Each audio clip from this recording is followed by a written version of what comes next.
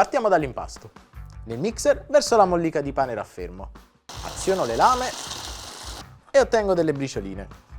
Eccole pronte. È il momento della salsiccia. La spello e poi la sgrano con la lama.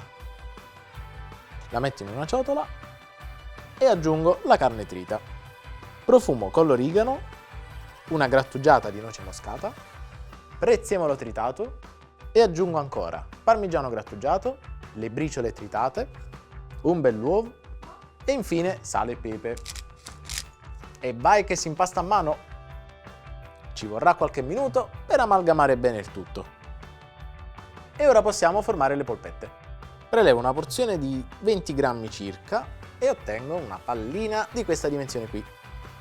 E man mano che sono pronte le metto su un vassoio con carta forno. Ho scaldato l'olio in pentola, è il momento di rosolare le polpette.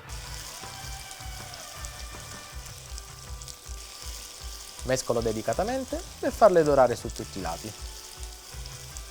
A questo punto verso la passata di pomodoro e risciacquo il bricchetto per raccogliere la parte avanzata. Una bella spizzicata di sale, aggiungo anche un po' di pepe, mescolo e a fuoco dolce lascio cuocere per 15-20 minuti. Le mie irresistibili polpette al sugo sono pronte. Completiamo con una spolverizzata di origano e via con l'assaggio.